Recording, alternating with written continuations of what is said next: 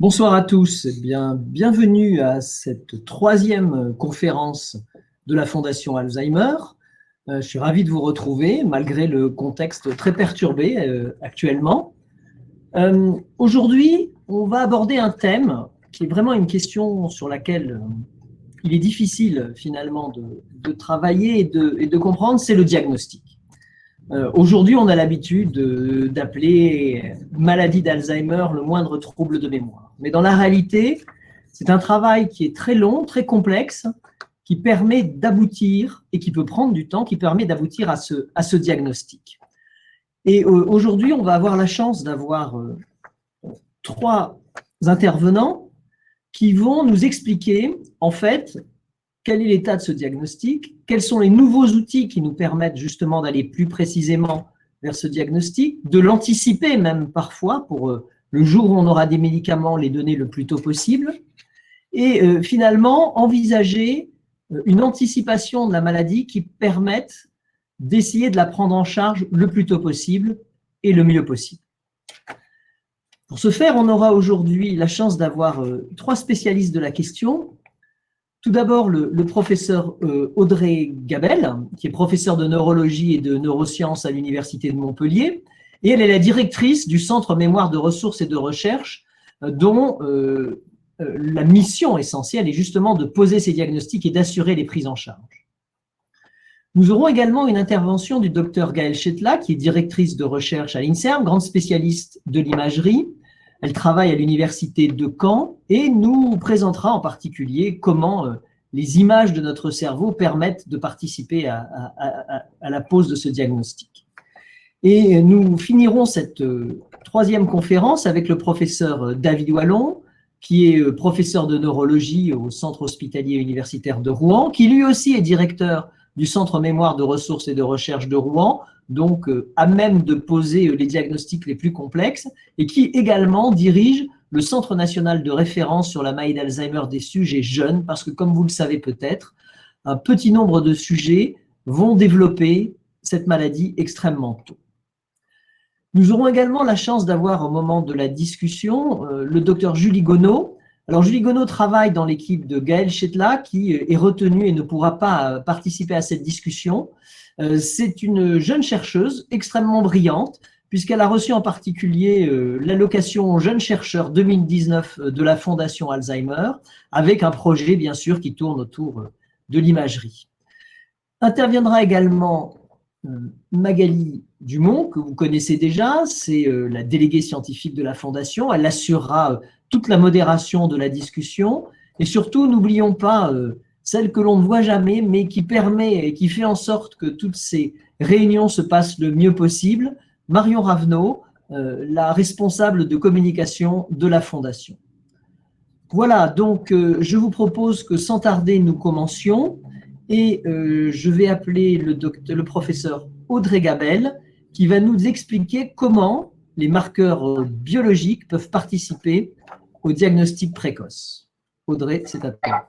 Alors, bonsoir à toutes et à tous. Est-ce qu'il y a un écho pour vous aussi ou non, ça va? Je suis ravie de pouvoir vous présenter cette question sur l'intérêt d'un diagnostic précoce et est-ce qu'on a les outils pour faire ce diagnostic précoce. Moi, en particulier, je m'occupe plutôt de l'aspect biomarqueur et en particulier des biomarqueurs biologiques. Et dans ce champ, on a la possibilité, en effet, d'utiliser ces biomarqueurs biologiques pour des diagnostics déjà chez un individu qui présente des symptômes et de plus en plus chez des patients à des stades très précoces de la maladie.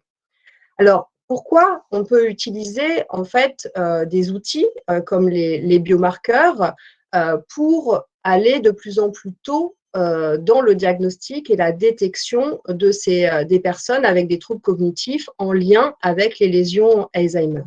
Eh bien, parce que la maladie d'Alzheimer est un continuum de lésions.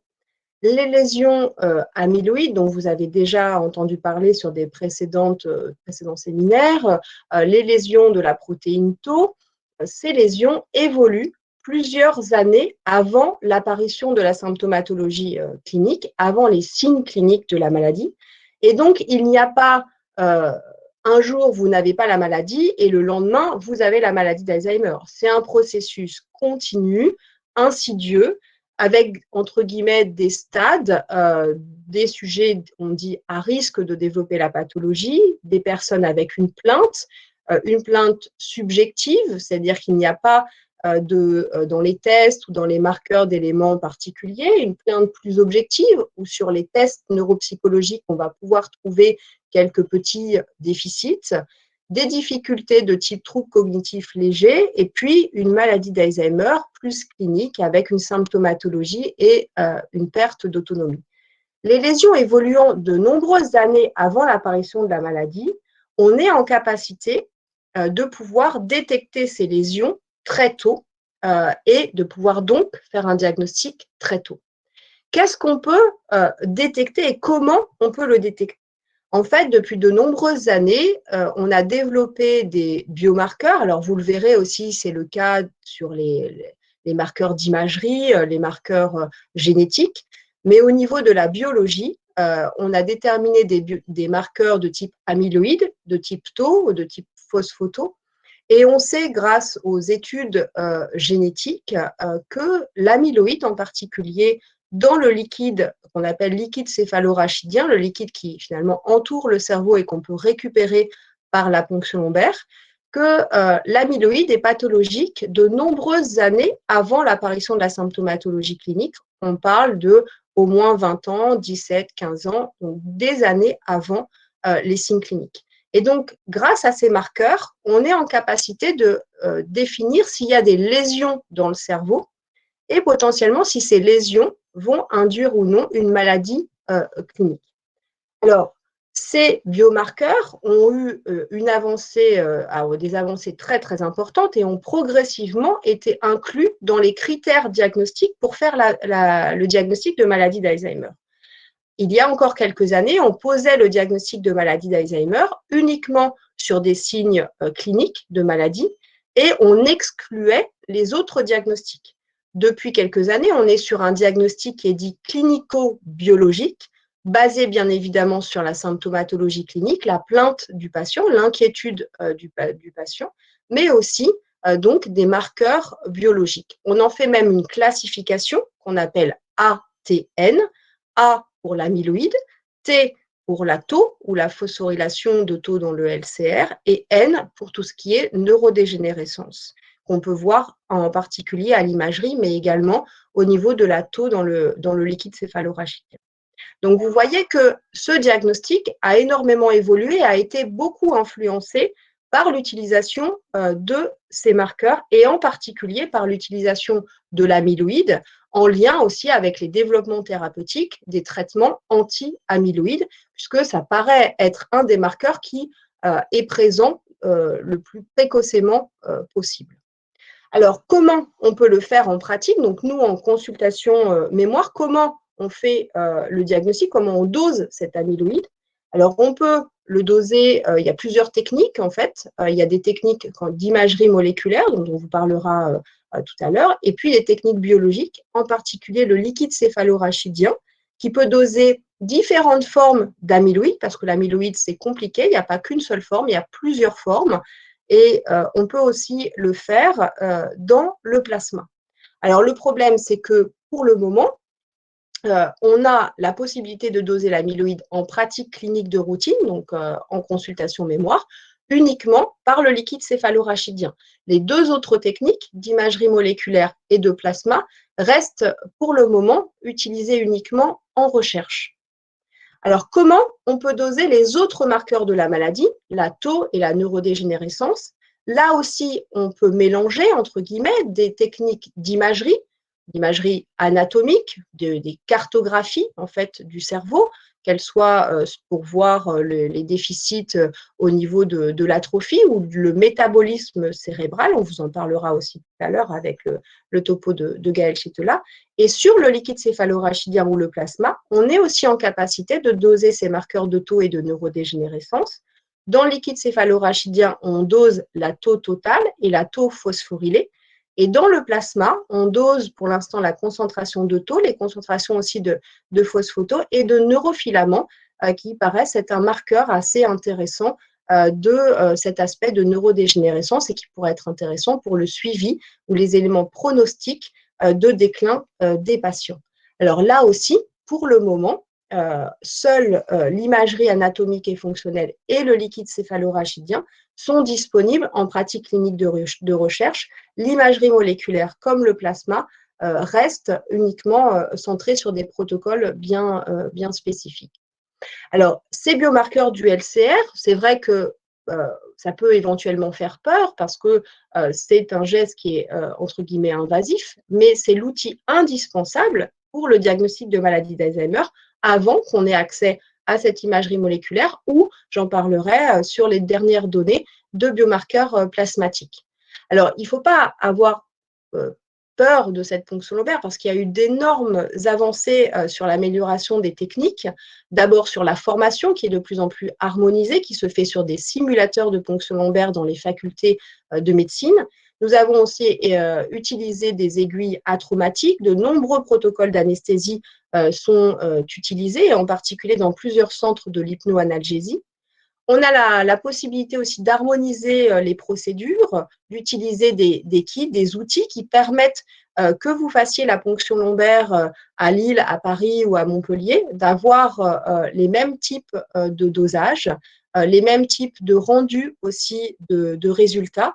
Et on a montré, et ça a été également soutenu dans le cadre des projets de la Fondation Alzheimer, que la pertinence des résultats de ces dosages du liquide céphalorachidien était tout à fait satisfaisante pour une utilisation en pratique clinique de routine, pour du diagnostic et même du diagnostic précoce, et en particulier sur les sujets jeunes, les formes rapides et les déclins cognitifs un peu plus sévères.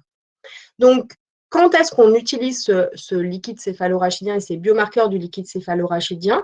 Alors, en systématique, pour les personnes qui viennent déjà avec quelques troubles de mémoire ou de concentration, ou en tout cas un début de déficit clinique. Il y a beaucoup de données dans la littérature qui valident l'intérêt de faire un diagnostic pertinent, c'est-à-dire un diagnostic qui va aux lésions physiopathologiques sous-jacentes par rapport à des sujets contrôles ou par rapport à d'autres diagnostics de troubles cognitifs, et on n'en parle pas assez. Il n'y a pas que la maladie d'Alzheimer, il y a aussi les maladies apparentées, et en fonction du diagnostic qui est posé, les stratégies de prise en charge peuvent être différentes. Donc, il y a un intérêt d'avoir un diagnostic pertinent pour la prise en soins personnalisée, et puis également pour pouvoir inclure les patients dans des protocoles d'essais thérapeutiques innovants.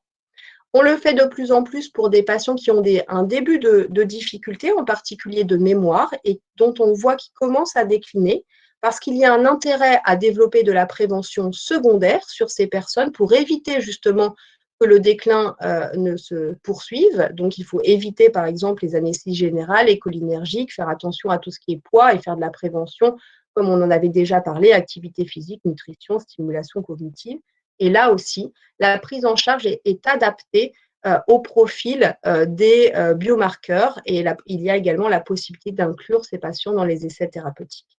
Et puis, c'est intéressant, et ce sera de plus en plus intéressant de faire un diagnostic très précis à des stades de plus en plus, on va dire, débutants de la maladie, voire sur les sujets à risque, soit parce qu'ils présentent une histoire familiale, soit parce qu'ils ont des marqueurs de susceptibilité génétique particulière, parce qu'on va avoir de plus en plus des protocoles de recherche thérapeutique et des stratégies de prévention sur ces personnes en particulier. Alors, il y a une importance qui est majeure pour le diagnostic, bien sûr pour une prise en soin multidisciplinaire, et ça c'est vraiment très important que les patients puissent être informés des différents acteurs aussi du parcours de soins, informés des différentes stratégies possibles et des accès bien évidemment à la recherche. Et donc on travaille au quotidien pour que ce diagnostic de plus en plus précis grâce aux outils dont on a à disposition puisse se faire sur une majorité de personnes, et qu'il y ait une équité d'accès à un diagnostic performant sur l'ensemble du territoire français. Alors, bien évidemment, on attend avec impatience les données sur le plasma, parce que ça permettra d'utiliser de manière beaucoup plus large ces outils diagnostiques et surtout que les résultats sont vraiment très intéressants et sont tout à fait synergiques, quelles que soient les techniques. Depuis environ 3 ans, se sont développés de multiples projets, de multiples techniques qui ont été validées sur différentes cohortes au niveau international. Et nous sommes en train de valider ça sur les cohortes françaises avec plusieurs techniques qui montrent vraiment des résultats tout à fait intéressants et qui pourront être utilisés en pratique clinique de routine pour identifier ou détecter les patients à risque de présenter donc des lésions amyloïdes ou des lésions de type tau ou phospho-tau. Donc, ce plasma amyloïde en particulier, c'est vraiment un peu l'avenir de ces biomarqueurs biologiques. Ça permettra aussi d'avoir la possibilité d'identifier en amont, peut-être, de manière plus large, auprès des médecins généralistes, par exemple, auprès d'autres acteurs du soin, éventuellement des pharmaciens, de pouvoir détecter très tôt les gens qui ont ces marqueurs biologiques, qui sont inquiets pour leur mémoire et de leur proposer, bien avant qu'ils déclinent, bien avant qu'ils rentrent dans la maladie clinique, des stratégies pour justement éviter ces aspects de déclin cognitif. Donc voilà, j'espère vous avoir convaincu que nous avions des outils biologiques pour pouvoir participer au diagnostic et à des diagnostics de plus en plus précoces. Je vous remercie. Merci beaucoup Audrey. Bonsoir à toutes et à tous. Je suis ravie de vous retrouver pour cette nouvelle séance de questions-réponses. Donc, on est ce soir en petit comité. N'hésitez pas à poser vos questions dans l'onglet questions. Comme ça, nos experts pourront y répondre avec grand détail et précision. Puisqu'il n'y a pas pour le moment de questions, Audrey, j'aimerais en formuler une. Qu'est-ce qui guide finalement le choix du biomarqueur biologique, par exemple, soit l'amyloïde, soit tau? Qu'est-ce qui fait qu'on privilégie l'un par rapport à l'autre, ou est-ce que finalement c'est un screen systématique de tous les facteurs qui sont réalisés lorsqu'un patient vient te voir? Alors oui, on ne dissocie pas en fait le profil. En tout cas, pour l'instant, dans le liquide céphalorachidien, on fait l'ensemble des marqueurs amyloïdes. Donc, vous avez vu la bêta-40 et la bêta-42, la tau et la phospho-tau. Donc, l'ensemble de ces marqueurs sont faits sur le liquide céphalorachidien. Par contre, pour le plasma, pour le sang, probablement qu'on aura même s'il va se développer des aspects qu'on appelle de multiplex, c'est-à-dire des possibilités de faire plusieurs marqueurs en même temps, potentiellement qu'on aura des choses un peu serrées, c'est-à-dire qu'on utilisera d'abord les marqueurs amyloïdes qui seront pour de la détection des personnes avec des lésions amyloïdes, et après des marqueurs de neurodégénérescence, peut-être d'ailleurs pour d'autres questions, des questions plutôt de suivi, des questions plutôt de pronostic de déclin que des questions par rapport au diagnostic. Là, l'intérêt, par exemple, du plasma amyloïde serait de faire de la sélection ou en tout cas de la détection de personnes avec des anomalies d'amyloïde pour pouvoir après valider ces éléments de plasma avec des techniques soit plus invasives, soit plus coûteuses ou plus complexes, et qui nécessitent en tout cas des plateaux techniques particuliers avant qu'ils rentrent dans des protocoles ou avant qu'ils soient diagnostiqués de manière plus certaine. Donc, pour l'instant, c'est vrai que les marqueurs plasmatiques peut-être seront d'abord amyloïdes, puis éventuellement après neurofilaments, tau ou phospho-tau. Mais le LCR, on fait tout d'emblée. D'accord. Une autre question. Y a-t-il des contre-indications du coup à l'utilisation des biomarqueurs biologiques? Est-ce qu'on peut se retrouver dans une situation où un patient ne peut pas bénéficier de ce type d'outils? Oui, bien sûr. En fait, la ponction lombaire, c'est un geste qui reste quand même invasif, même si les techniques ont énormément évolué. Et donc, il y a des contre-indications à la ponction lombaire, en particulier des contre-indications hématologiques, puisque au cas où on toucherait un tout petit vaisseau, on ne veut pas qu'il y ait d'hématome à l'endroit en fait où on pique. Il y a aussi des questions éventuellement de recueil de liquide. Donc, si par exemple les gens ont une tumeur cérébrale, ça peut être compliqué. Les gens qui ont, même d'un point de vue mécanique, qui par exemple ont été beaucoup opérés du dos ou qui ont du matériel, etc. Donc, il y a en fait un certain nombre de contre-indications qui sont définies et qu'on regarde bien avant de faire le geste. Il y a des contre-indications plus relatives, c'est-à-dire en fonction de l'expérimentation aussi ou de l'expérience de la personne, on va pouvoir faire ou non la ponction lombaire. Voilà. Mais après, il y a des contre-indications absolues sur lesquelles il n'y aura pas de ponction lombaire, même s'il y a un intérêt pour le diagnostic. Et donc, dans ce cas-là, on essaye justement de faire rentrer les patients dans des protocoles pour avoir les marqueurs avec d'autres techniques qui sont pour l'instant utilisées en recherche, comme l'imagerie moléculaire. D'accord. Les questions arrivent. Au niveau du chat, j'ai une première question. À partir de quel âge recommandez-vous de procéder à un diagnostic dans le cas d'une personne à risque, notamment avec des antécédents familiaux? Alors, en fait, ce n'est pas tellement l'âge qui va guider, la réalisation. Voilà, c'est quel est le projet derrière. C'est-à-dire que pourquoi on fait le diagnostic? Est-ce qu'il y a un intérêt à faire de la prévention de façon très, très personnalisée, de l'intégrer dans un protocole thérapeutique, qu'il y a une inquiétude vraiment très particulière? Donc, en fait, c'est vraiment pour les sujets à risque, c'est plus au cas par cas et il n'y a pas vraiment de décision sur l'âge.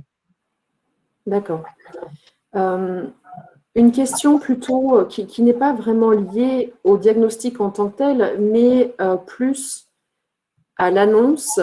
Donc, une personne nous demande si on peut prendre un petit peu de temps pour parler justement de cette annonce du diagnostic Alzheimer à une personne. Oui, alors bien sûr, alors normalement, l'annonce diagnostique est une annonce qu'on appelle multidisciplinaire, c'est-à-dire que, par exemple, sur le CHU de Montpellier, on essaye sur la majorité des patients d'avoir une annonce qui soit à la fois avec le médecin référent, donc soit le neurologue, soit le gériatre, et une psychologue et une infirmière. Et donc, lors de la consultation d'annonce, il voit aussi à la fin de la consultation une psychologue et il y a un rappel au bout d'une semaine pour voir comment l'annonce s'est passée et ce qu'il faut discuter de l'impact de l'annonce en termes psychologiques, bien évidemment, mais si on a pu répondre à l'ensemble des questions, parce que c'est vrai qu'on sait très bien que quand on annonce en fait un diagnostic, alors il y a plusieurs façons qui peuvent être annoncées. On peut, en fonction de comment on perçoit aussi la réception de cette annonce ou du diagnostic par le patient et par la famille, parler de maladie de la mémoire, par exemple, sans forcément évoquer le terme de maladie d'Alzheimer, parler de maladie d'Alzheimer validée ou pas par des marqueurs biologiques, parce que la question c'est est-ce que j'ai un Alzheimer ou est-ce que je ne l'ai pas, et donc il faut aussi pouvoir répondre de manière très claire aux questions qui sont posées et pas éviter la réponse, parce que ça peut aussi être très délétère de ne pas être transparent pour le patient et pour sa famille. Et donc, on essaye d'être le plus adapté possible en fonction de ce qu'on perçoit comme réception et comme intérêt, enfin voilà, jusqu'où le patient veut aller par rapport à son diagnostic. Mais souvent, les patients, et autant plus si on fait les biomarqueurs, ils sont prévenus en amont qu'on va aller jusqu'au bout avec les biomarqueurs, c'est-à-dire qu'on va pouvoir leur répondre sur le profil qu'ils ont de biomarqueurs au niveau cérébral et donc leur dire il y a de l'amyloïde, il y a de la tau, il y a de la phospho-tau et vous avez les 3 biomarqueurs, donc c'est plus clair. Vous avez qu'un des biomarqueurs, donc ça peut être éventuellement plus subtil. Enfin, donc on discute quand même assez longuement aussi sur ces marqueurs. Et c'est un temps qui est dédié, c'est une consultation normalement d'annonce, qui est une consultation spécialisée et plus longue qu'une consultation standard.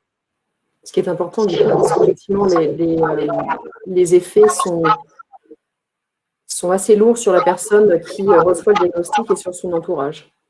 Alors, c'est vrai, c'est certainement d'ailleurs souvent plus pour l'entourage, mais sauf à des stades très précoces où les patients sont tout à fait conscients des difficultés et de ce que ça représente, ce type d'annonce diagnostique. Après, je pense que voilà, on a les outils et si on a les outils, il faut être aussi responsable de comment on les utilise et de qu'est-ce que ça nous donne comme résultat. Et donc, ça ne sert à rien de faire des ponctions lombaires pour après ne pas annoncer non plus les choses à la personne.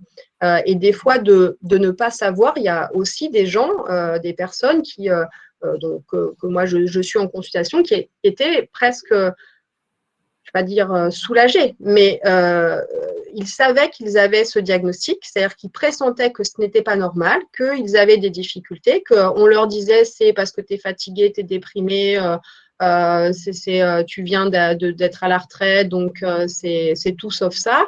Et donc, ils étaient aussi soulagés qu'il y ait vraiment des lésions et que ce ne soit pas eux, entre guillemets, qui inventent les difficultés, mais que c'était basé sur un substrat biologique, un substrat lésionnel, qui se passait vraiment quelque chose dans leur cerveau. Donc, des fois, on peut aussi être pas surpris, mais ne pas forcément être sur une réponse qui sera une réponse très, très triste de la personne. Ça peut être aussi pour certains une validation, en fait, et puis ils peuvent identifier sur quoi ils doivent lutter maintenant, qu'est-ce qu'on va leur mettre en place. Et comme je disais tout à l'heure, nous, on le fait parce qu'on a des choses derrière. On le fait jamais pour dire, voilà, vous avez le diagnostic d'Alzheimer, merci, au revoir. Enfin, c'est ça. Et puis, vous avez ça, donc on vous propose ça. Voilà. Mais on le sait en amont, c'est-à-dire on ne va pas jusqu'à la ponction lombaire pour juste aller jusqu'à la ponction lombaire. D'accord. Je voudrais prendre avec toi, Audrey, une dernière question. Une personne donc s'inquiète par rapport à des antécédents familiaux. Donc, elle nous indique que 2 de ses proches sont atteints. Ce sont en plus des pathologies qui ont progressé assez vite. Elle a aujourd'hui 56 ans, donc elle se demande si elle devrait aller se faire diagnostiquer. Alors, peut-être que du coup, David, sur la génétique, pourra répondre de façon encore plus spécialisée. Mais c'est sûr que dans la mesure où il y a plusieurs cas des formes jeunes, et en effet, malheureusement, des fois, les formes jeunes sont des formes peut-être potentiellement un peu plus agressives, il y a un intérêt à être au moins pris en charge, informé, et avec votre médecin, du coup, de pouvoir discuter de quelle est la meilleure stratégie. Mais c'est sûr qu'il ne faut pas rester seul avec ces inquiétudes-là. Absolument. Merci beaucoup, Audrey. Il reste des questions. Ne vous en faites pas, en fait. Nous aurons du temps à la fin des 3 présentations pour revenir sur les questions qui sont encore en suspens. Je vais désormais demander à ce que l'on vous présente la présentation de Gaël Chetla, qui est intitulée « Comment la neuroimagerie peut participer au diagnostic précoce ». Et cette présentation sera suivie par une autre session de questions-réponses avec Julie Guonon. Bonjour à tous, je suis ravie de participer à ce webinaire et je vais vous parler quant à moi de l'utilisation de la neuroimagerie dans le cadre du diagnostic précoce de la maladie d'Alzheimer. Et donc, ensemble, nous allons discuter des outils qui sont disponibles en neuroimagerie, comment les utiliser, lesquels, quand, pour quel type de profil et qu'est-ce qu'ils apportent comme information diagnostique. Alors, dans le cerveau d'un patient atteint de maladie d'Alzheimer, comme on l'a vu au webinaire précédent qui s'intéressait aux mécanismes physiopathologiques, on retrouve les pathologies caractéristiques de la maladie que sont les dépôts amyloïdes et les dégénérescences neurofibrillaires. Et puis, on observe également des pertes neuronales et synaptiques qui induisent un défaut de communication entre les neurones. En neuroimagerie, grâce au développement d'outils de neuroimagerie, on peut voir certaines de ces lésions de façon plus ou moins spécifique.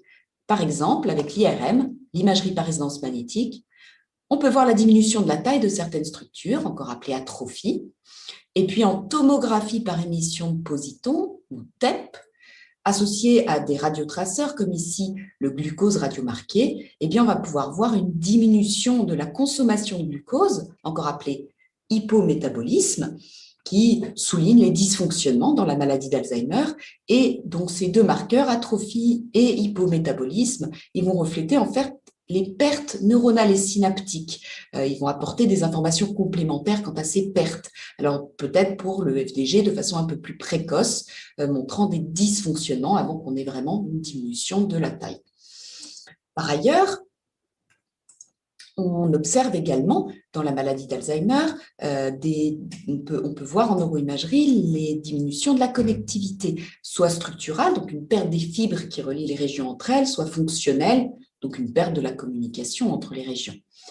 Et puis, avec des développements plus récents, des radiotraceurs en TEP qui permettent de se fixer de façon relativement spécifique sur les pathologies spécifiques de la maladie d'Alzheimer, et bien maintenant, on est en mesure de voir les dépôts amyloïdes et les dégénérescences neurofibrillaires, ces deux lésions qui, associées, sont caractéristiques à la maladie d'Alzheimer.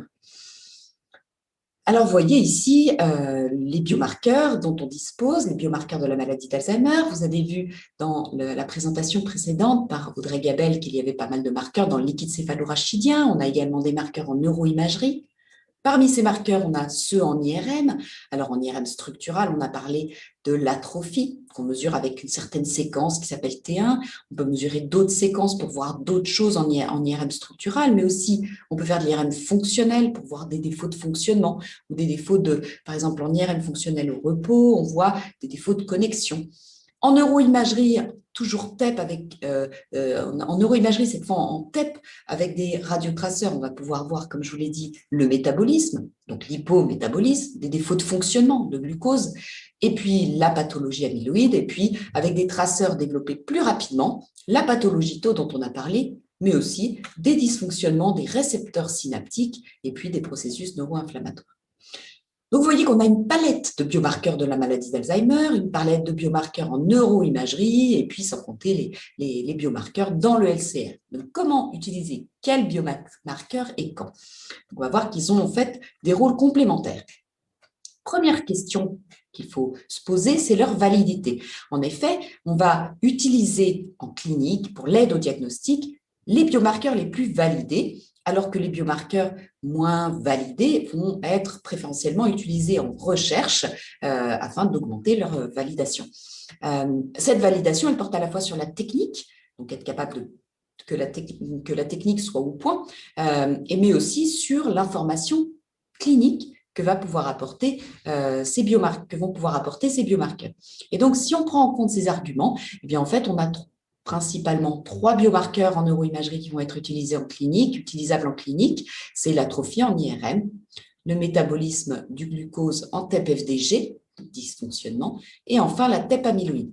Alors la TEP-tau, évidemment, elle est très intéressante pour la clinique et le diagnostic, mais elle n'a pas encore atteint un niveau de validité suffisant, puisque c'est une technique beaucoup plus nouvelle, et donc on a besoin encore de faire des améliorations, et des améliorations à la fois techniques et sur ce que apporte sur le plan diagnostique ce biomarqueur. Voilà, donc si on reprend notre schéma qui représente l'ensemble des biomarqueurs, vous voyez que pour ce qui est de la neuroimagerie, on va utiliser à la fois l'IRM structural en T1 pour mesurer l'atrophie et la TEP du métabolisme ou des dépôts amyloïdes. Que nous apportent ces informations? L'atrophie, on l'a vu également lors du précédent webinaire, elle va concerner l'ensemble du cerveau. Il va y avoir une atrophie globale déjà. Ça va se traduire par une dilatation des ventricules. Donc, ces ventricules se gonflent de liquide céphalorachidien et sont élargis. Vous voyez ici chez un patient atteint de maladie d'Alzheimer à droite par rapport à un contrôle à gauche. On a donc une atrophie globale plus marquée, mais si on regarde certaines régions, eh bien, on va avoir aussi une atrophie préférentielle dans certaines régions du cerveau. Par exemple, vous avez l'hippocampe ici qui est représenté, qui est pointé par la flèche, et cet hippocampe qui sert notamment à la mémoire, eh bien, vous voyez qu'il est plus volumineux chez un contrôle par rapport à un patient atteint de maladie d'Alzheimer où on peut voir cette atrophie hippocampique et donc cette petite structure dans cette poche-là qui est diminuée chez un patient atteint de maladie d'Alzheimer. Atrophie hippocampique, donc, qui caractérise la forme typique de la maladie d'Alzheimer. En TEP-FDG, on voit un hypométabolisme. Donc, cet hypométabolisme-là encore, il va toucher certaines régions particulières. Vous voyez ici à gauche le signal chez un contrôle et puis le signal chez un patient atteint de maladie d'Alzheimer. Et vous voyez une diminution de ce signal dans cette région, qu'on appelle le cortex singulaire postérieur, mais aussi dans ces deux régions-là. Vous voyez moins de signal chez un patient atteint de maladie d'Alzheimer par rapport à un contrôle. Et ces régions-là sont les régions temporopariétales. Donc, hypométaboliste, dans le singulaire postérieur et temporopariétal, là encore, caractérise la forme typique de la maladie d'Alzheimer.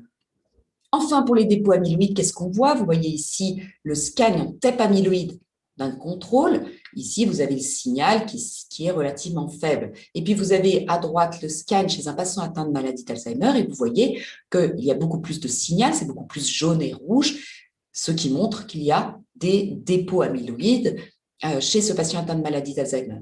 Ces dépôts sont relativement diffus et relativement marqués. Vous voyez qu'ils atteignent des seuils importants et donc c'est très visible. On parle d'un scan amyloïde positif. Vous voyez ici, on a la même chose dans une autre étude chez un patient atteint de maladie d'Alzheimer, chez un contrôle et chez un autre contrôle. Et de façon intéressante, vous pouvez voir que cet autre contrôle, qui n'a donc aucun déficit cognitif, a lui aussi un scan amyloïde positif. Vous voyez que son niveau de signal est plus proche de celui d'un patient atteint de maladie d'Alzheimer que d'un sujet contrôle. Et donc, on peut avoir des dépôts amyloïdes tout en n'ayant aucun déficit cognitif. Donc, ce n'est pas très proche des troubles cognitifs, hein. Ce n'est pas très corrélé aux troubles cognitifs. Et en plus, parmi ces contrôles qui vont avoir un scan positif, certains vont développer la maladie d'Alzheimer, hein. Il y a un risque un peu accru si on a un amyloïde positif. Mais tous ne vont pas développer la maladie d'Alzheimer lors d'un suivi qui peut aller jusqu'à 6 à 10 ans. Et donc, le scan amyloïde ne permet pas de dire si on a une maladie d'Alzheimer, hein, parce qu'il faut. Donc, ce n'est pas égal à une maladie d'Alzheimer, mais aussi si on va développer un déclin cognitif ou développer une maladie d'Alzheimer dans les années qui viennent. Voilà, donc on a ces trois outils et avec leurs avantages, leurs inconvénients respectifs, ou en tout cas qui vont permettre d'apporter des informations complémentaires. L'atrophie prédomine dans l'hippocampe, dans la forme la plus classique. C'est corrélé aux troubles cognitifs et notamment de mémoire. Mais ce n'est pas du tout spécifique à la maladie d'Alzheimer. Une atrophie hippocampique, on peut la retrouver dans plein d'autres maladies ou d'autres conditions. La TEP-FDG, elle montre un hypométabolisme avec un profil spécifique dans la forme typique de la maladie d'Alzheimer, cortex singulaire temporopariétal. Ça va être très corrélé au déficit cognitif et ça permet aussi de très bien prédire le devenir à court terme. Si on est hypométabolique dans certaines régions, il y a peu de chances qu'on n'ait pas de déficit cognitif. Et si on n'en a pas, il y a une forte chance qu'on en développe dans les années à venir. Et inversement, si on a un scan qui est parfaitement normal, il y a peu de chances qu'on développe un déclin cognitif dans les années à venir. Le pattern est relativement spécifique aux troubles cognitifs et aux sous-types de démence. Et donc, c'est un examen qui est utile pour le diagnostic différentiel. Par contre, c'est une mesure indirecte, cette mesure d'hypométabolisme. Elle peut être due à plein de choses différentes. Elle n'est pas spécifique d'une lésion particulière. À l'inverse, le scan en TEP amyloïde va permettre de marquer spécifiquement les dépôts amyloïdes insolubles. Et donc, c'est une mesure qui permet de voir ces dépôts de façon très précoce. Ces dépôts sont précoces et diffus. Par contre, ils sont peu ou pas corrélés aux troubles cognitifs. Ils peuvent être présents chez des sujets cognitivement sains et ne sont pas toujours associés à un déclin cognitif. Et la présence de dépôts amyloïdes n'est pas égale à maladie d'Alzheimer.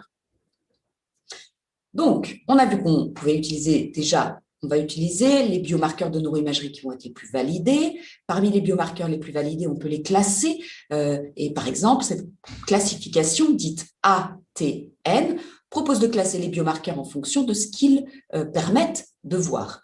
Donc, soit les dépôts amyloïdes pour A, on peut être A+, si on a des dépôts amyloïdes, soit la pathologie tau, T, soit la neurodégénérescence. Et donc là, c'est les pertes neuronales et synaptiques avec l'IRM structural et la TEP-FDG. Et donc, c'est le N, avec N+, si on a une perte neuronale et synaptique, et donc un scan IRM TEP anormal. Si on récapitule, on a les marqueurs A, les marqueurs T, les marqueurs N.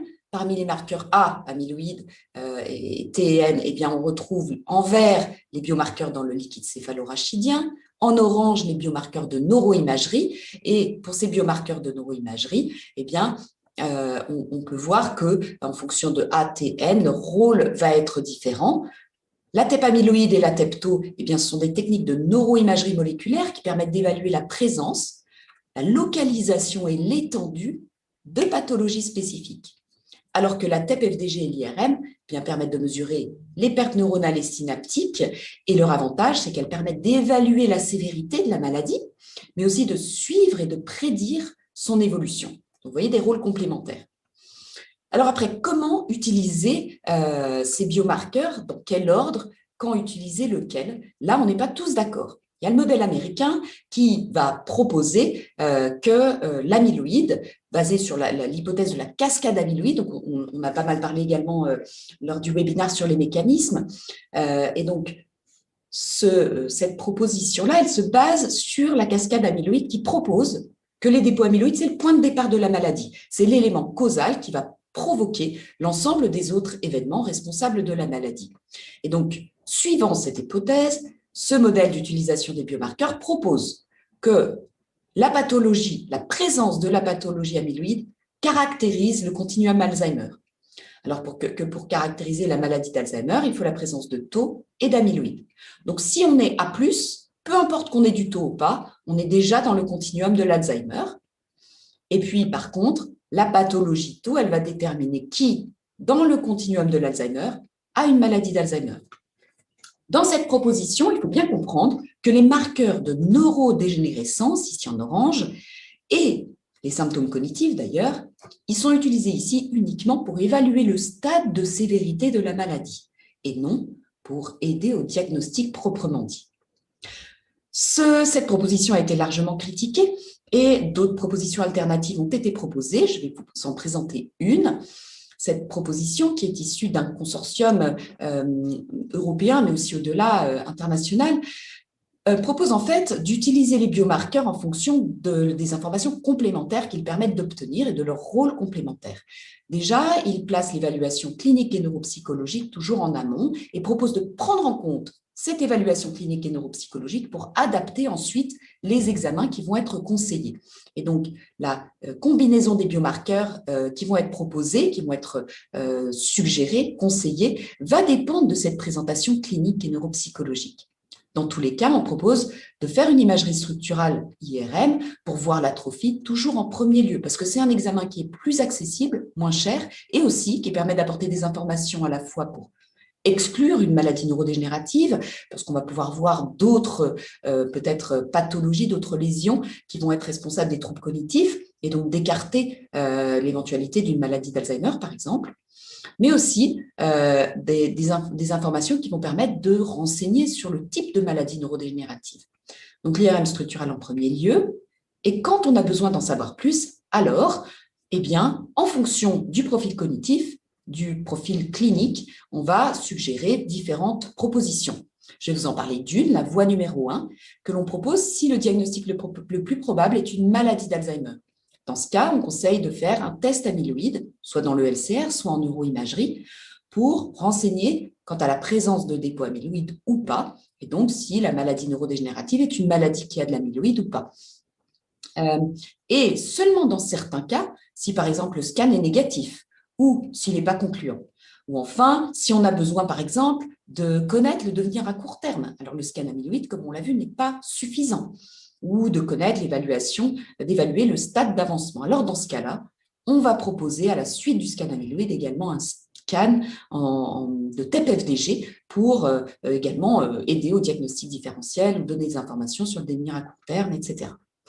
Voilà pour un exemple, voilà où on en est de la recherche. Vous voyez, ces 3 outils avec des rôles complémentaires qu'on commence à comprendre comment combiner, mais qui restent à tester et il reste beaucoup de recherche à faire. Je vous remercie pour votre attention. Bonne suite de webinaire. J'appelle Julie Gonneau pour répondre aux questions des participants. Julie, si tu peux nous rejoindre sur scène. Bonjour. Bonsoir Julie. Concernant la présentation donc, sur les biomarqueurs de neuroimagerie, nous avons une question qui concerne un proche d'un patient jeune qui, suite au diagnostic par neuroimagerie, a une atteinte au niveau de l'hippocampe, une atteinte au niveau du cortex et donc qui aussi au niveau clinique a des oublis. Donc la personne se demande si elle devrait, en complément de ce diagnostic par neuroimagerie, recevoir un diagnostic par ponction lombaire. D'accord. Alors, c'est assez difficile de répondre en l'absence des images. Et donc, moi, je suis experte en neuroimagerie, mais je ne suis pas médecin. Donc, c'est un peu difficile de faire un diagnostic là à partir d'une question. J'imagine que si la personne a eu une IRM, c'est qu'elle a eu une indication, justement, pour réaliser cette IRM et que très probablement, la personne qui a indiqué cette IRM sera la mieux placée, justement, pour proposer une suite dans le diagnostic. Donc effectivement, si il s'avère que c'est trop anormal, on va dire, parce qu'il y a une variabilité assez grande dans le vieillissement du cerveau, il y a des gens qui vont s'atrophier plus ou moins fortement, et par exemple une atrophie hippocampique, comme ça a été dit, va pas être très spécifique de la maladie d'Alzheimer. On peut la retrouver déjà dans du vieillissement normal à plus ou moins fort degré. Donc je pense que c'est vraiment la personne qui a indiqué ou un neurologue qu'il faudrait aller voir justement pour qu'il juge par rapport à ça et aussi aux éléments cliniques, parce que c'est pareil, en vieillissant on perd la mémoire et il y a certains degrés qui vont être plus inquiétants que d'autres. Donc comme ça, je peux pas dire oui, il faut absolument une ponction lombaire ou un examen plus poussé. Je pense qu'il faut vraiment aller voir la personne qui a indiqué au départ pour avoir plus d'informations. Si je peux me permettre d'intervenir, Julie, je crois qu'il est important dans la prise en charge et le diagnostic de la maladie d'Alzheimer qu'il y ait une vision d'ensemble de toutes les informations. C'est-à-dire chacune des informations peut faire songer à, mais c'est la vision d'ensemble. Cette vision d'ensemble elle est apportée par votre médecin traitant, mais comme c'est très spécialisé, plutôt par votre neurologue. Et certains neurologues renvoient vers ce qu'on appelle les cliniques de la mémoire, qui permettent justement, qui ont l'habitude de faire de ce genre de travail. Donc, un élément ne permet pas de porter de diagnostic. C'est vraiment la vision d'ensemble de l'imagerie, de l'évolution clinique, de la nature des troubles, de potentiellement des antécédents et autres, qui permet de poser un diagnostic au bout d'un certain temps. Et c'est ça qu'il faut bien retenir parce que le diagnostic en matière de maladie d'Alzheimer est difficile et demande une spécialisation importante qu'ont ces fameux centres mémoire qui actuellement sont quand même une des forces de la France. Il y en a à peu près 400 qui sont répartis sur tout le territoire français et qui permettent justement d'avoir une excellente analyse. Merci Philippe pour cette précision. Julie, une autre question. Gaëlle en a un petit peu parlé durant sa présentation, mais on a ce soir évidemment focalisé la présentation des biomarqueurs sur la maladie d'Alzheimer, mais est-ce qu'on peut utiliser ces mêmes biomarqueurs pour les maladies qu'on appelle apparentées ?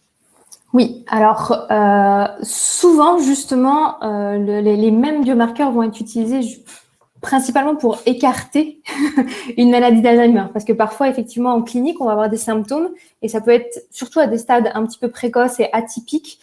Ça va être difficile justement de faire vraiment l'état des lieux de est-ce que c'est une maladie d'Alzheimer ou autre chose. Donc, dans ces cas-là, justement, on va pouvoir faire appel, alors aussi bien par la ponction lombaire que par la neuroimagerie et essayer justement d'aller voir s'il y a ces fameuses indications de protéines tau et de protéines amyloïdes dans le cerveau. Donc, ça va nous indiquer est-ce que c'est une maladie d'Alzheimer ou pas. Et il y a aussi des spécificités à certaines maladies apparentées et notamment, pour ça, alors la TEP FDG, dont a parlé Gaëlle Chetla, qui est quelque chose qui va avoir des informations sur le métabolisme du glucose, donc un peu sur des informations de fonctionnement cérébral, va être assez spécifique du type de pathologie. Donc, c'est-à-dire que la localisation de ce qu'elle a appelé l'hypométabolisme va pouvoir nous donner un diagnostic différentiel justement du type de maladie qui serait le plus probable. Donc, S'il y a un tableau clinique qui est très très clair, encore, c'est toujours un peu pareil. Il faut beaucoup d'informations, mais s'il y a un tableau clinique qui est très très clair, en général, c'est pas nécessaire d'aller pousser plus loin avec des examens. Si le diagnostic est faisable au départ, mais par contre, effectivement, s'il y a besoin d'éléments supplémentaires au diagnostic, ce qui est assez fréquemment le cas malgré tout, ils vont être utiles justement pour le diagnostic différentiel ou très clairement pour avoir des informations supplémentaires sur certains types de pathologies. Merci beaucoup, Julie. On va passer désormais à la prochaine présentation et puis nous nous retrouverons tout à l'heure à la fin pour un autre débat sur d'autres questions. J'appelle désormais le professeur David Wallon et David va nous parler du diagnostic en tout début d'apparition des symptômes. Bonjour à tous, je suis ravi de vous retrouver pour cette troisième présentation et qui va s'intéresser à la phase qui va finalement précéder les premiers symptômes, avant le tout premier symptôme, voir s'il y a des choses qu'on peut en dire. On a beaucoup parlé dans les deux premières présentations de marqueurs biologiques, marqueurs d'imagerie, et finalement on voit des choses qui se passent. Est-ce que ces choses-là pourraient être vues avant les premiers signes ? Alors l'idée, c'est d'abord de se poser la question à quoi ça correspond de faire un diagnostic avant le tout premier signe. Eh bien, ça correspond à la capacité à identifier une situation pathologique. Puisque on est bien d'accord qu'on va s'appuyer sur des arguments, alors on va voir qu'ils ne sont pas a priori cliniques, puisque la personne n'a aucun symptôme, donc par définition, si on est avant le tout premier signe, c'est forcément sur les arguments paracliniques. Et par paraclinique, quand on utilise ce terme-là, c'est tout ce qui est des examens complémentaires, l'imagerie, la prise de sang, la ponction lombaire, puisque c'est ça qui va aussi nous occuper, ce sont des examens paracliniques. Et du coup, beaucoup de questions se posent. Est-ce que c'est là que la place va être jouée par un biomarqueur, et dans ces cas-là, éventuellement lequel ou lesquels ? Quand est-ce qu'il va falloir proposer cette situation-là, et comment en pratique c'est possible si ça l'est. Et l'objectif à terme est de pouvoir éventuellement essayer d'élaborer quelles sont les causes qui précèdent l'apparition des signes. Il faut comprendre que dans une maladie d'Alzheimer, mais finalement c'est à peu près la même chose dans les autres maladies apparentées, dans les autres maladies neurodégénératives, eh bien il y a une ou des causes qui vont évoluer dans le temps, qui vont perturber le fonctionnement du cerveau, et qui vont aboutir à l'apparition d'une phase symptomatique après toute une période de phase de compensation. Et l'idée, c'est qu'on a vraisemblablement une période immergée de l'iceberg qui n'est pas encore sorti de l'eau véritablement, et qui peut parfois être assez importante en termes d'années, par exemple, de modifications dans le cerveau, mais il n'y a absolument aucun symptôme, parce que le cerveau a cette capacité à compenser. Alors, c'est très variable d'un individu à un autre, hein. Ça ne se prédit pas à l'avance, mais on a certains facteurs, certains critères qui permettent de protéger son cerveau le plus longtemps possible. Et ça, je pense que vous en avez aussi parlé en prévention. Alors, on va repartir de la base, puisque d'abord, je ne suis pas certain que tous les webinaristes présents ce soir aient suivi les webinaires antérieurs. Et puis, c'est bien pour qu'on suive ensemble le raisonnement. Donc, dans la maladie d'Alzheimer, toujours la question, c'est quel est l'événement causal ? Audrey Gabet nous a rappelé qu'il y a deux lésions essentielles dans la maladie d'Alzheimer, les dégénérescences neurofibrillaires. Elles sont constituées de protéines tau anormales et elles sont intraneuronales. Et ce sont ces protéines-là qui entraînent la mort neuronale. Et cette mort neuronale est bien corrélée avec les symptômes. Là où il y a des dégénérescences neurofibrillaires, il y a de la mort neuronale. Et ça corrèle avec les lésions et la topographie et la jonction entre la fonction dans le cerveau et les signes. Et puis notre anomalie, ce sont les plaques amyloïdes, dont on parle beaucoup par rapport à la maladie d'Alzheimer, à juste titre, qui sont liées à un peptide amyloïde bêta, ou à bêta, on dit souvent, qui est agrégé, qui lui est extracellulaire. Et dans le cerveau, l'endroit où sont situés ces dépôts ne correspondent pas, ou pas complètement, à la présence des symptômes. Ça s'accumule à certains endroits où finalement le patient n'a pas vraiment de symptômes. Et donc on est toujours embêté par quel est l'événement initial et comment s'enchaînent les événements. Ça, vous en avez un peu entendu parler avec la cascade amyloïde. On va revenir ici un petit peu pour la resituer dans le contexte, parce que c'est ça dont il s'agit, c'est ce qui se passe avant que les premiers signes arrivent. Alors, on est communément admis qu'au départ, il y a, sous l'influence de facteurs génétiques, de facteurs environnementaux, qui ne sont pas l'objet de la présentation aujourd'hui, mais il y a des choses qui sont prévues pour vous en parler plus tard, eh bien, il y a une surproduction de ce peptide A-bêta ou une modification d'un ratio entre deux sous-types de ce peptide A-bêta, qui devient une situation toxique. Cette situation, elle entraîne une agrégation de ces peptides A-bêta qui forment des plaques, et cette agrégation, elle entraîne l'altération de la protéine tau qui elle-même déclenche la mort neuronale. Et on voit comme ça déjà se dessiner un enchaînement dynamique, mais vous en avez déjà entendu parler. Et puis, au passage, ça permet de développer des armes thérapeutiques ciblées qui feront l'objet également d'autres présentations sur qu'est-ce que la recherche thérapeutique peut nous apporter. Et donc, si on remet ça dans une perspective un petit peu revisitée, que j'ai intitulée du normal au pathologique, sans aspect philosophie derrière, mais c'est que, en fait, la pathologie tau, elle n'est pas spécifique de la maladie d'Alzheimer. Elle n'est même pas spécifique de la pathologie, des situations pathologiques tout court. On retrouve des accumulations de protéines tau chez des individus âgés, normaux et sains sur le plan cognitif, et qui pourtant développent dans leur cerveau des symptômes liés à la protéine tau. Mais la particularité, c'est que la quantité de dépôt de tau reste relativement limitée. Et donc, lorsqu'ils décèdent et que l'analyse du cerveau se fait parce qu'ils font le don de leur cerveau pour la recherche, par exemple, on s'aperçoit qu'il y a de la protéine tau, mais en quantité relativement limitée dans des structures relativement restreintes. Et puis, qu'est-ce qui se passe avec la maladie d'Alzheimer? Eh bien, l'idée, c'est que la maladie d'Alzheimer, elle vient accélérer les choses.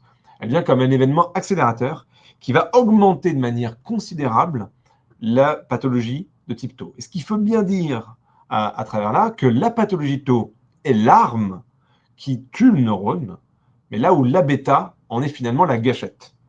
Et donc, il y a un mécanisme synergique, dans un sens négatif, hein, évidemment, qui se met en place. Et c'est comme ça que les stades de la pathologie tau, je vous ai noté 1, 2, 3, 4, 5, 6, ce sont les stades qui sont utilisés, peu importe à quoi ils correspondent, mais vous comprenez bien que finalement, ça va accélérer cette pathologie tau. Et on va voir apparaître, d'une part, la pathologie A-bêta et d'autre part, la pathologie tau. Et ça va peut-être pouvoir être analysable avant l'apparition des premiers signes. Et donc, on commence à comprendre comment on va essayer de regarder ce qui se passe avant les premiers symptômes. Alors, voilà quelle est la représentation qu'on avait il y a encore 10-15 ans de la maladie d'Alzheimer. C'était une maladie, donc il fallait qu'il y ait des symptômes, une plainte au minimum, voire ce que les Anglais appelaient le MCI, ou qu'en français on appelle le trouble cognitif léger, ou ce que les Anglais appellent la dementia, et que nous en France on n'appelle plus vraiment la démence, on appelle ça le trouble cognitif majeur. En somme, une situation pathologique avec des symptômes. Et finalement, cette situation qu'on décrit et qu'on rencontre avec nos patients à ces différentes phases de la maladie néglige complètement ce que je vous ai décrit comme étant la partie immergée de l'iceberg. Cette partie dans laquelle il y a les lésions cérébrales qui s'accumulent alors que il n'y a absolument aucun symptôme. Et la problématique, c'est que finalement, je vous ai mis une échelle de temps, mais vous voyez qu'il n'y a absolument aucun repère en termes d'années. Est-ce qu'on met ces lésions, est-ce qu'elles apparaissent 5 ans, 10 ans? On a l'impression que sur mon graphique, c'est 2 fois plus long que la partie d'évolution clinique de la maladie, mais vous avez bien noté que je n'ai pas mis d'échelle de temps. Et donc, on n'en sait rien. Et c'est là toute l'importance, parce qu'une fois qu'on a déterminé ça, on peut ensuite essayer de voir pour déterminer à quel moment donné, les marqueurs dont on vous a parlé, ceux qui révèlent la présence du peptide amyloïde, ceux qui révèlent la présence de la protéine tau, ce qui montre l'atrophie à l'IRM, comme ce que nous a montré Gaël Chetla, à quel moment donné ça survient par rapport au début des signes. D'accord ? Et donc, c'est là toute la question de cette phase présymptomatique. Alors, il y a eu des réflexions conceptuelles, c'est-à-dire des chercheurs brillants, hein, le professeur Clifford Jack, qui a proposé ces courbes-là. C'est-à-dire que ce n'est pas finalement des preuves, c'était l'idée de se dire, mais comment on pourrait essayer de faire en sorte de, chronologiquement, montrer quels sont les marqueurs qui se modifient dans le temps chez un même individu avant l'apparition des premiers signes. Et donc, ce que je vous montre là n'est finalement pas basé sur cette diapositive-là, sur des données scientifiques, mais sur une réflexion conceptuelle, et donc ce sont des courbes théoriques. Alors, elles ne sortent pas de nulle part. Il y a eu des données scientifiques montrées chez des patients à un stade très précoce, à partir aussi de la neuropathologie, donc de l'examen neurologique des cerveaux. Mais l'approche restait conceptuelle. Alors, pour vous détailler un petit peu les couleurs, vous voyez que par exemple, ici la courbe violet, c'est la courbe qui correspond à la ponction lombaire et au peptide amyloïde. La courbe bleu cyan, c'est celle des dépôts amyloïdes en PET, donc l'examen dont a parlé Gaël Setla. Vous avez après la protéine tau, et puis l'IRM ensuite, et enfin vous avez à la fin toute la partie cognitive qui correspond bien à l'apparition des premiers signes. Et tout ça est très dépendant de ce que vous voyez comme trait horizontal en bas, le seuil de détection. C'est-à-dire qu'évidemment, en fonction de la capacité de détection d'un marqueur, on va changer un peu la chronologie. Et donc, ce n'est pas satisfaisant. Ce n'est pas satisfaisant pour déterminer exactement qu'est-ce qui se passe avant le premier symptôme. Et la raison pour laquelle on n'est pas capable de le faire, eh bien, c'est tout simplement parce que si vous prenez des individus dans la rue, même âgés, 70 ans, 80 ans, et que vous leur faites un examen comme ceux qu'on vous a montrés, la ponction lombaire, ils n'ont absolument aucun symptôme. On parle du principe de s'intéresser à ceux qui n'ont aucun symptôme. Vous leur faites une ponction lombaire, vous leur faites une IRM, on leur fait une analyse du PET amyloïde, on va voir un statut positif, négatif, des modifications, etc. Donc on pourra dire, il se passe des choses. Oui, mais on est à combien de temps? À combien d'années de l'apparition potentielle d'un premier signe? Ça, c'est une première question. Puis deuxièmement, est-ce qu'ils vont tous développer les signes s'ils ont une anomalie concernant la protéine tau ou le peptide amyloïde? Et ça, pour y répondre, c'est compliqué. Mais puisqu'on ne sait pas comment vont évoluer ces individus, alors évidemment, on peut l'inclure, puis le suivre pendant 20 ans. Le problème de cette stratégie, c'est qu'on se donne rendez-vous dans 20 ans pour avoir la réponse. Et pendant ce temps-là, on ne peut pas trouver de solution pour aider les futurs patients. Donc, il a été trouvé une méthode particulière, très ingénieuse, et qui nécessite par contre un travail particulièrement intense, c'est de se baser sur les formes génétiques héréditaires. Ces formes génétiques héréditaires, alors la génétique de la maladie d'Alzheimer, je vous en reparlerai plus tard. Il y a un webinaire qui est prévu, si je ne me trompe pas, au mois de juin. Mais juste que vous reteniez une chose, ces formes génétiques, elles sont très rares. Elles représentent à peu près 1000 cas en France. Vous les comparez aux presque 1 million de patients Alzheimer, donc c'est vraiment quelque chose de très rare. Mais par contre, elles ont la particularité, c'est qu'on connaît la cause de la maladie et qu'on est capable de dire qu'à un âge donné, les individus vont développer leurs signes. Et donc, s'ils sont à tant d'années avant leur début théorique des signes, on peut donc dater, pour eux, quand est-ce que les choses évoluent dans leur cerveau. Si on leur fait la ponction lombaire et qu'elle est pathologique, je sais qu'ils sont à moins de tant d'années de leur premier signe, et donc je peux dire qu'à ce moment-là, il y a une PL pathologique à moins, mettons, 10 ans. On va vous donner plus de détails après. Et c'est la même chose pour l'IRM, pour l'imagerie du PET amyloïde ou pour la protéine tau. Et donc, on se base sur ce que va nous enseigner ces familles et ces personnes qui ne sont pas malades, mais qui sont porteuses d'une anomalie génétique rare qui cause la maladie d'Alzheimer. Et voilà ce que ça donne. À partir de là, vous avez l'exemple concernant l'amyloïde. Alors, à gauche de la diapositive, vous avez dans le liquide céphalorachidien, on voit en bas, donc en abscisse, le 0 qui représente le moment où les signes commencent, et puis en année, moins 10 ans, moins 20 ans, moins 30 ans. Et puis vous avez en ordonnée la valeur de dosage du peptide amyloïde. La valeur en tant que telle n'est pas importante, évidemment, elle ne parle qu'à des médecins et des scientifiques, mais ce n'est pas ça l'élément important. Il faut regarder les courbes. Et vous voyez que les courbes, elles montrent ici l'évolution chez les individus non porteurs, donc traduction des individus qui ne sont pas destinés à développer la maladie, et puis la courbe chez les individus porteurs. Et juste pour votre information, au plus le peptide amyloïde bêta dans le liquide céphalorachidien est bas, et au plus c'est pathologique. Et vous voyez que ça ne commence pas au moment où les signes apparaissent. Ça commence 10 à 15 ans avant, c'est là que les courbes se séparent. Et c'est une information capitale. Ça veut dire que donc il se passe des choses déjà 15 ans avant le premier signe. Et c'est une modalité, le liquide céphalorachidien, mais finalement, est-ce que ça se corrige, est-ce que c'est exactement la même chose dans d'autres modalités? Et donc, à droite, vous avez le même profil d'analyse, mais cette fois-ci basé sur l'imagerie des dépôts amyloïdes, comme ce que vous a montré Gaël Setla. Et là, à nouveau, on retombe sur les mêmes chiffres. En A, vous avez le marquage amyloïde. Dès que c'est coloré, c'est que c'est différent du témoin, du non-porteur. Et donc, vous voyez que moins 15 ans, il y a des modifications des dépôts amyloïdes. Alors même qu'en B, l'évaluation du fonctionnement cérébral ou en C, l'évaluation de l'IRM cérébral, donc l'atrophie, ne se voit absolument pas. Il n'y a rien de différent entre un porteur et un non-porteur à 15 ans du début des signes. Et il faut attendre moins 10 ans pour voir apparaître des choses d'un point de vue fonctionnel et moins 5 ans pour les voir apparaître à l'IRM. Donc il y a bien une gradation qui devient possible et qui est analysable. Ça, je peux vous le montrer également sur cette petite animation. Donc là, je demande à Marion de me lancer l'animation. Et ce que vous voyez ici, c'est l'évolution dans le temps. Regardez en bas le chiffre qui défile. Moins 20 ans, moins 19, moins 18. Et vous voyez que ça défile vers le début des signes. Et vous voyez en couleur, au plus la couleur est chaude, au plus il se passe des choses. Okay, là, on est à moins 10 ans et il commence à y avoir des dépôts amyloïdes qui apparaissent. Moins 6 ans, et ça devient franchement rouge à l'intérieur. Et moins 3 ans, moins 2 ans, vous voyez, tout se développe, tout change. Et là, regardez, maintenant, paf, les premiers signes sont apparus. Et qu'est-ce qui se passe? Il n'y a plus de changement. C'est pas que la situation est déjà s'est arrêtée. C'est pas qu'on a mis un traitement où il se passe quoi que ce soit. C'est qu'en fait, il n'y a plus de réel changement de la pathologie amyloïde lorsque les symptômes commencent. Et ça aussi, c'est une information extrêmement importante. On va y revenir par rapport à la recherche. Mais si vous voulez agir sur une molécule, si vous agissez avec une molécule sur le peptide amyloïde alors que les individus sont déjà symptomatiques, bah, finalement, est-ce que c'est pas un peu trop tard? Alors attention, là on raisonne sur des formes génétiques particulières.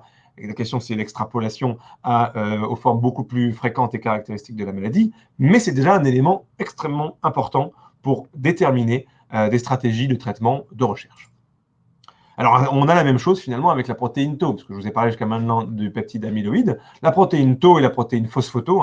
Phosphoto c'est une forme particulièrement anormale et toxique de la protéine Tau. Et on voit, vous avez en hachuré ce qui se passerait chez un individu qui ne porte pas de mutation, et vous avez en noir ce qui se passe chez un individu qui porte une mutation. Et là encore, vous avez le 0 ici en bas, à chaque fois à mentionner, donc là, le début des signes, et vous êtes à moins 5, moins 10, moins 15, et donc il faut moins 15 ans pour voir quelque chose bouger dans le LCR pour la protéine Tau, et vous avez même une première différenciation possible à moins 20 ans avec la protéine phosphoto.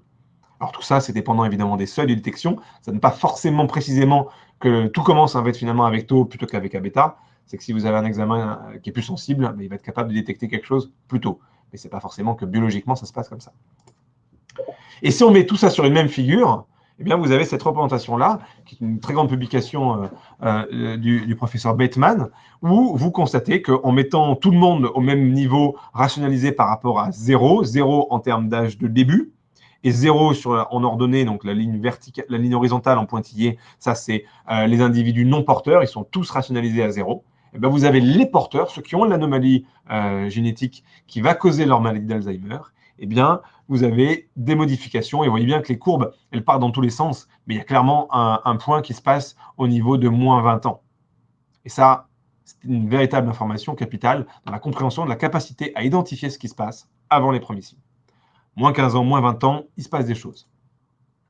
Alors, on pourrait se dire, ok, très bien, mais tout ça, c'est valable pour les formes autosomiques dominantes, qu'on a dit extrêmement rares. Donc, est-ce qu'on va véritablement trouver un traitement qui va concerner que 1000 cas en France? Alors, on sera déjà très content pour ces familles qui sont dévastées, mais ce serait aussi une vraie réussite de pouvoir élargir au plus grand nombre. Et là, il y a aussi des données. Puisque ce que je vous montre ici, c'est les correspondances, alors on va s'intéresser à la partie gauche, entre la présence de dépôts amyloïdes à l'autopsie chez des individus qui n'ont aucun symptôme. Par exemple, des individus qui décèdent d'un cancer, qui décèdent d'une infection, etc., et qui auparavant, avant de décéder, ont accepté de donner leur cerveau pour une analyse, pour contribuer à la science. Ça s'est fait, et grâce à ça, on a pu constater quelle était la prévalence de la positivité du peptide amyloïde dans les cerveaux. Donc, des individus qui vont bien cognitivement, et qui, en revanche, décèdent d'autre chose. Et puis, on l'a comparé par rapport à l'incidence de la maladie d'Alzheimer en population générale. Et vous voyez ce qui se passe? On a l'impression qu'il y a une courbe quasi parallèle et 15 ans d'écart entre les deux. Alors ça, les neuropathologistes nous le disaient depuis un certain temps, mais on s'est intéressé à faire la même approche lorsque les marqueurs amyloïdes sont apparus. Et vous avez à droite de la diapositive donc une approche similaire, où là, on a pu comparer eh bien, des individus pris en population générale dans la rue et à qui on propose de faire en recherche un PET amyloïde, donc une évaluation du dépôt amyloïde dans le cerveau. Et puis, vous comparez ça par rapport à l'incidence, donc le nombre de cas nouveaux de maladie d'Alzheimer dans une population. En l'occurrence, plutôt la prévalence, pour être plus précis, de cas dans une population, puisque le pourcentage est croissant. Et vous avez 15 ans d'écart à nouveau entre les deux. Et donc, les 15 à 20 ans qu'on constatait dans les formes autosomiques dominantes, on les retrouve aussi en population générale.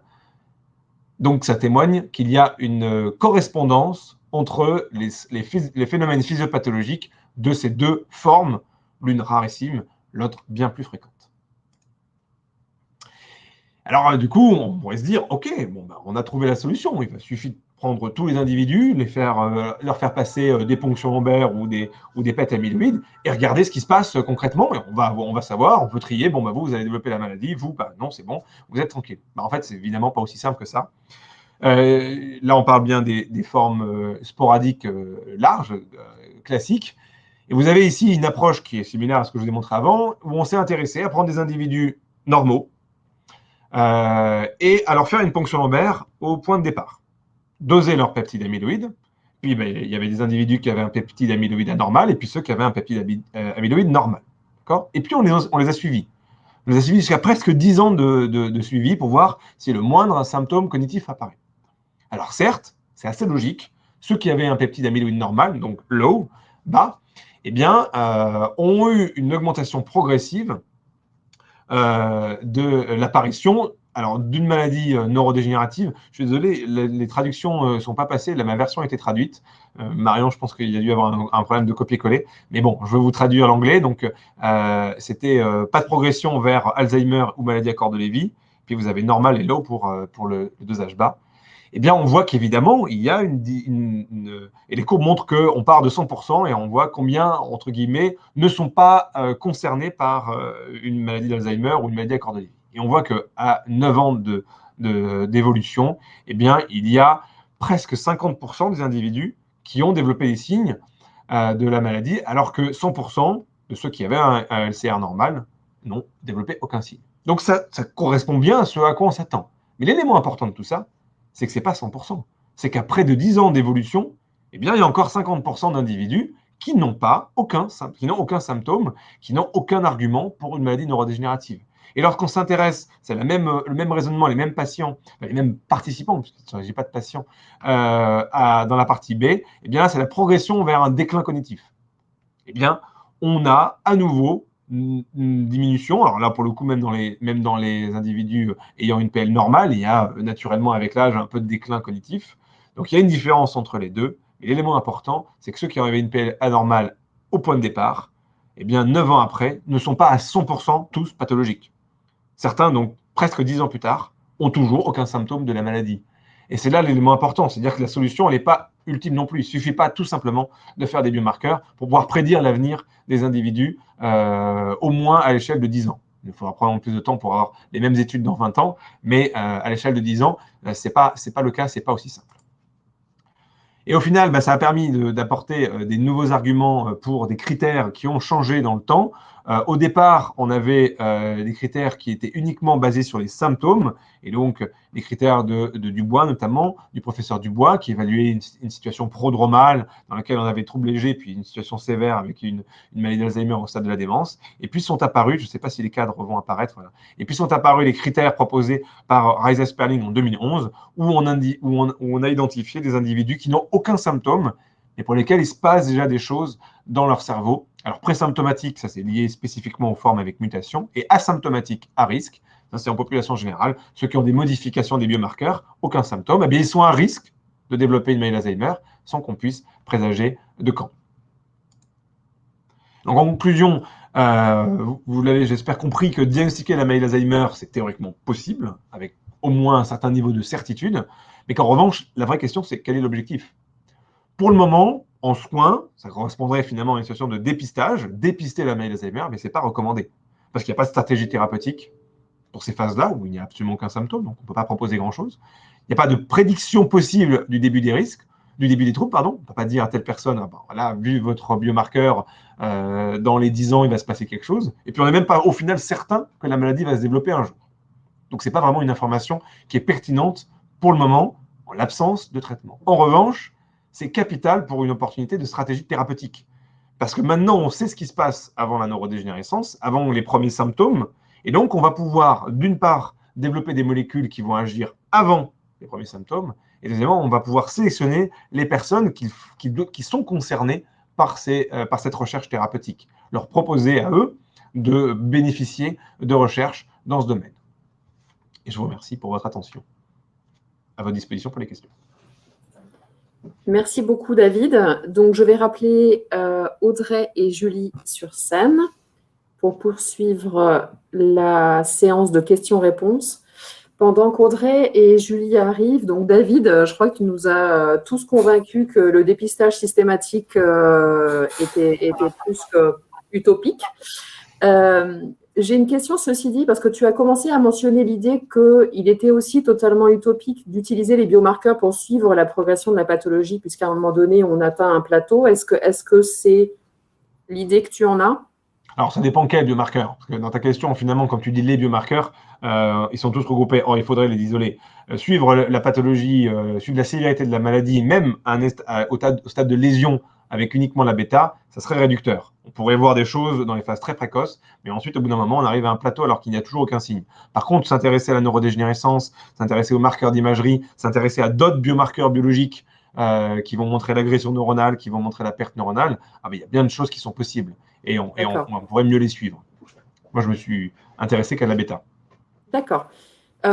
Donc, tu nous as montré effectivement que la génétique était un outil puissant pour suivre les patients et pour le diagnostic. Est-ce qu'on pourrait se dire qu'en plus des gènes qui sont à l'origine de la maladie, on pourrait se projeter en essayant de suivre la génétique des gènes de susceptibilité comme l'ApoE ou d'autres et essayer d'en conclure un petit peu les mêmes choses?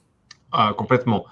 C'est les travaux qu'on mène actuellement. Donc, on en reparlera avec la génétique, puisque c'est difficile là pour l'instant, sans support, de répondre précisément à cette question-là. Mais il y a effectivement dans notre patrimoine génétique, non pas des gènes qui causent la maladie, mais qui modulent son risque, gènes de susceptibilité, avec différents niveaux de fréquence. Et la même approche pourrait être envisagée, c'est-à-dire connaître des individus qui, de par leur gène de susceptibilité, sont plus à risque d'eux, et donc faire les approches de biomarqueurs et éventuellement des essais thérapeutiques ciblés. D'accord. Une question qui était restée sans réponse concernant la ponction lombaire. 2 questions, je dirais même. Donc, quand la ponction lombaire n'est pas possible pour des raisons de santé, quelles sont les alternatives, Audrey? Alors, les alternatives, pour avoir à la fois l'amyloïde, la tau et la phosphoto, malheureusement, en routine, on n'aura pas grand-chose. On attend justement le plasma. Après, l'utilisation de l'IRM nous donne quand même des éléments sur l'atrophie, sur la localisation, enfin des éléments topographiques des lésions. Et l'utilisation du TEP-FDG qui se fait en routine nous donne des éléments sur le métabolisme. Donc, on n'aura pas les réponses sur l'amyloïde, la tau et la phosphoto, mais on peut compléter quand même, du coup, avec ces 2 examens d'imagerie, le profil du patient. Et pour l'instant, en l'absence d'autres marqueurs disponibles en routine, comme le TEP amyloïde ou le marqueur amyloïde plasmatique, on n'a pas accès. On n'aura pas accès pour cette personne. D'accord, donc on reste extrêmement limité à ce jour. Alors, une question un peu provocatrice concernant la ponction lombaire. Donc, une personne qui doit certainement être inquiète par rapport à l'acte se dit que la ponction lombaire, c'est douloureux. Alors, est-ce que du coup, il y a une réelle utilité au vu de toutes les inquiétudes qui se posent sur cet acte? Alors, en effet, il y a beaucoup d'inquiétudes par rapport à la ponction lombaire, alors qu'en fait, c'est quand même, en tout cas en neurologie, c'est un geste qu'on fait de manière routinière et depuis des années. Heureusement, la ponction lombaire, en fait, les outils de ponction lombaire, c'est-à-dire les aiguilles, le type, la technique, ont beaucoup évolué aussi au cours de ces dernières années. Ça peut être douloureux si en fait c'est pratiqué par des personnes non expérimentées, s'il y a beaucoup d'arthrose et parfois si c'est fait un peu aussi entre guillemets en urgence, c'est-à-dire avec un positionnement qui n'est pas adapté, avec une relaxation de la personne qui n'est pas adaptée ou avec une anesthésie. Maintenant, quand c'est pratiqué pour du diagnostic, comme ça peut l'être dans les centres mémoire, il y a toute on va dire une organisation autour. C'est-à-dire qu'il y a non seulement une anesthésie cutanée qui est placée, il peut y avoir une anesthésie gazeuse, c'est-à-dire juste ce qu'on appelle un gaz hilarant, c'est-à-dire pour détendre la personne le temps du geste, c'est-à-dire quelques minutes. Et on pratique aussi de l'hypnose analgésie pendant le geste. Et puis, on a des aiguilles atraumatiques qui sont vraiment très, très fines. Et donc, il y a des patients, enfin, moi, je pratique des ponctions lombaires voilà, toutes les semaines. Il y a des patients qui me disent, ah bon, c'est déjà fini. Donc, il y a une idée très, très négative du geste. Et en effet, parfois, et pour certaines patients, ça a été douloureux. Mais maintenant, il y a quand même, quand c'est bien fait, ça ne l'est pas. Alors, si on se projette sur l'utilisation prochaine, sans mettre de date évidemment, de marqueurs plasmatiques, est-ce qu'on peut imaginer que la ponction lombaire va devenir un acte obsolète? Alors, entre guillemets, on l'espère, c'est-à-dire que quand on aura les mêmes valeurs de sensibilité, de spécificité, c'est-à-dire la même pertinence sur les biomarqueurs plasmatiques et le même recul, parce que aussi dans le liquide céphalorachidien, ça fait des dizaines d'années et de nombreux papiers dans la littérature qui nous montrent la pertinence, l'utilité sur différents domaines du diagnostic, du pronostic. Donc, il y a peut-être encore un peu de travail à faire sur le plasma, sur toutes ces données-là. Mais en tout cas, les dernières techniques montrent qu'il y a une excellente corrélation entre les données du plasma et du LCR. Donc, on s'en approcherait fortement. Il y aura certainement une période de transition encore où on aura besoin de, entre guillemets, certifier ou valider les biomarqueurs plasmatiques par d'autres techniques. Et ça pourra être aussi de l'imagerie, pas forcément du LCR. Mais c'est vrai que par exemple, ça pose moins de soucis de parler de ponction lombaire dans la sclérose en plaques, alors que c'est voilà, c'est exactement la même technique. La péridurale, c'est pratiqué, c'est exactement la même chose, sauf qu'au lieu d'injecter un produit, on en recueille. Donc, il y a une idée aussi de la ponction lombaire qui est toujours parfois véhiculée et qui a bien changé quand même. C'est vrai. Une question qui nous arrive pour Julie. Donc, une personne qui fait référence en fait à la claustrophobie pour l'utilisation des techniques d'imagerie. Donc, existe-t-il des possibilités d'IRM semi-ouvertes? Et si on utilise des techniques de sédation, est-ce que ça a un impact du coup sur les résultats obtenus? Alors oui, ça c'est le problème principal qu'on a avec l'IRM. Il y a ça et la présence de métal dans le corps, la claustrophobie effectivement. Alors, il existe des IRM semi-ouverts. Personnellement, je n'en ai pas du tout l'expérience parce que je travaille avec l'outil plus classique. Donc, je ne pourrais pas dire s'il y a eu des essais cliniques à ce sujet pour justement aller voir ce qui se passait dans le cerveau. Par contre, par rapport au niveau des sédatifs, donc sur les mesures qui ont été présentées dans la présentation aujourd'hui, qui vont être des choses qui sont vraiment, on va aller chercher des informations sur la structure du cerveau. Donc, le fait d'avoir pris un sédatif ne va pas du tout impacter ce qu'on mesure avec notre IRM. Donc, en soi, voilà, une sédation qui peut aider justement la personne à passer le cap de l'IRM va pas avoir d'impact sur ces mesures-là. Il y a des mesures où on va essayer de regarder le cerveau en fonctionnement. Là, ça va avoir effectivement un peu plus de soucis. Mais pour cette chose diagnostique, ça va pas être un problème. Une question pour aller un petit peu au-delà du coup du diagnostic. Donc, une personne nous indique avoir été diagnostiquée par le fait de l'utilisation du PET scan et de la ponction lombaire. Et donc, cette personne se demande, à partir de maintenant, enfin, sachant que le diagnostic est posé, y a-t-il des méthodes pour savoir à quel stade, en fait, en est la progression de la pathologie? Est-ce qu'on peut avoir ce type de réponse? Ce que je me permettrai de répondre, pour compléter, non, les examens qui ont été pratiqués jusqu'alors, qui sont cités dans la question, sont des examens qui vont avoir un intérêt principalement sur le diagnostic. orienter et écarter des diagnostics différentiels et asseoir un diagnostic. Ce qui va surtout guider l'évaluation de la sévérité, c'est finalement l'évaluation clinique, c'est-à-dire à la fois les signes de la maladie tels qu'ils sont au moment où le patient est évalué, le bilan neuropsychologique en tant que tel, c'est-à-dire l'évaluation psychotechnique, et puis le retentissement que peut avoir le patient à l'heure actuelle. Et en fonction de ces éléments-là, on va pouvoir essayer de profiler un petit peu comment les choses ont l'air d'évoluer.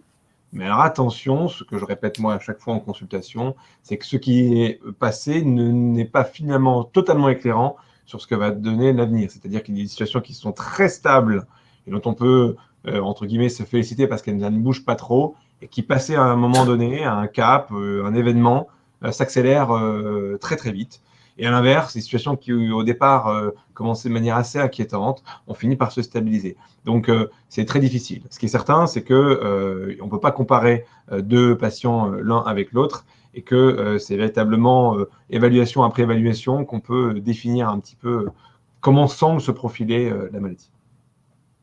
Merci David pour cette précision. Une dernière question avant de conclure pour ce soir, qui est une question plutôt générale par rapport au parcours que doit suivre une personne qui est ou qui pense avoir besoin d'un diagnostic. Donc, comment ça se passe quand on commence à avoir quelques doutes et quelle est la démarche à suivre pour bénéficier du diagnostic? Alors, du coup, il y a une démarche qui en fait est un parcours patient qui est de plus en plus identifié, où normalement, dans la mesure où il y a suffisamment d'inquiétude par la personne, elle va pouvoir en parler à son médecin généraliste, qui du coup, après l'adressera en consultation mémoire. Alors, comme le disait Philippe tout à l'heure, il y a tout un réseau et un maillage de consultations mémoire sur l'ensemble du territoire, plus de 400 consultations mémoire.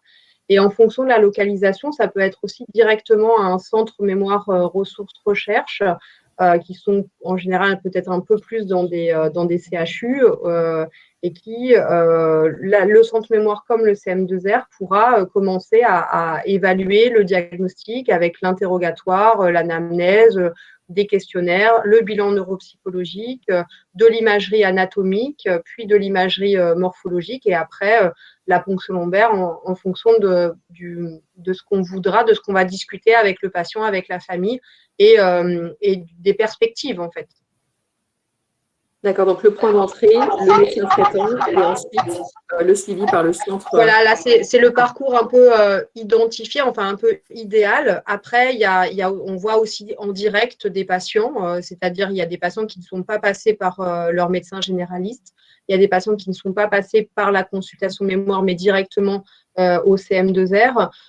Voilà, après, je pense que c'est bien aussi d'avoir de trouver le juste milieu entre aller assez vite pour le diagnostic, parce que c'est très inquiétant pour les gens, mais aussi de laisser le temps que l'information, les différents types d'informations puissent aussi être pleinement comprises, intégrées par la personne, et qu'il y ait un accompagnement à chaque étape aussi.